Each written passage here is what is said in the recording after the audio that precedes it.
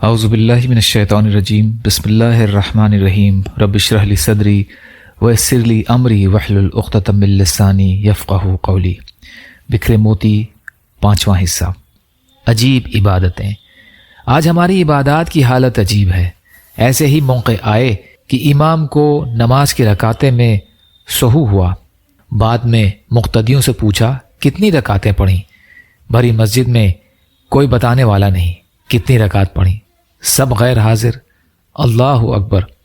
یہ نمازوں کی حالت ہے، یہ عبادات کی کیفیت ہے۔ کسی عارف نے کیا پیاری بات کہی ہے جس کا ترجمہ اس طرح ہے، فرماتے ہیں جب میں نے زمین پر سجدہ کیا تو زمین سے ندا آئی، اے ریا کے سجدہ کرنے والے، تو نے مجھے بھی خراب کر دیا۔ میں جو سر بس سجدہ ہوا، کبھی تو زمین سے آنے لگی صدا، تیرا دل تو ہے صنم آشنا، تجھے کیا ملے گا نماز میں؟ جب دل صنم خانہ بن چکا ہو، بت خانہ بن چکا ہو، تو پھر سجدے کی لذت نہیں آیا کرتی۔ وہ سجدہ روح زمین جس سے کانپ جاتی تھی، اسی کو آج ترستے ہیں ممبر و محراب۔ جن پر سجدے مچلتے تھے وہ پیشانیاں کہاں گئیں؟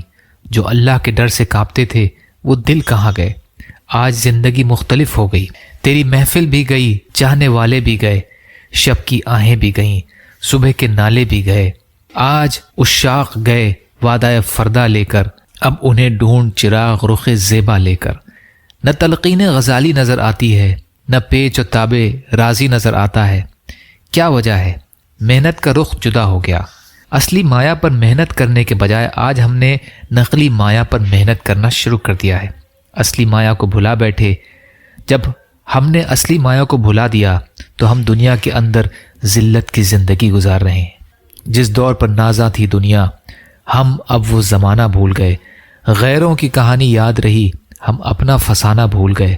منہ دیکھ لیا آئینے میں پر داغ نہ دیکھے سینے میں، جی ایسا لگایا جینے میں، مرنے کو مسلمان بھول گئے۔ تکبیر تو اب بھی ہوتی ہے مسجد کی فضا میں اے انور، جس ضرب سے دل دہل جاتے ہیں وہ ضرب لگانا بھول گئے۔ کہاں گئے وہ نوجوان جو رات کے آخری پہر میں اٹھ کر لا الہ الا اللہ کی ضربیں لگایا کرتے تھے؟ ان کے سینوں میں دل کانپتے تھے، جن کے معصوم ہاتھ اٹھتے تھے تو دنیا میں ایسے انقلاب آ جاتے تھے جو ایٹم بموں سے بھی نہیں برپا ہوتے۔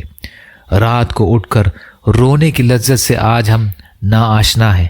تہجد کا وقت تو قبولیت دعا کا وقت ہوتا ہے، تہجد کا وقت تو قبولیت دعا کا وقت ہوتا ہے۔ یا اللہ ہم سب کو کہنے سننے سے زیادہ عمل کی توفیق عطا فرما۔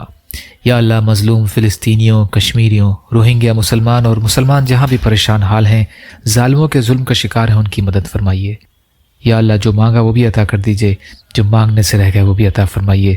سبحان ربک رب العزت عما یصفون وسلام علی المرسلین والحمد للہ رب العالمین برحمتک یا ارحم الراحمین لا الہ الا اللہ محمد رسول اللہ۔ السلام علیکم۔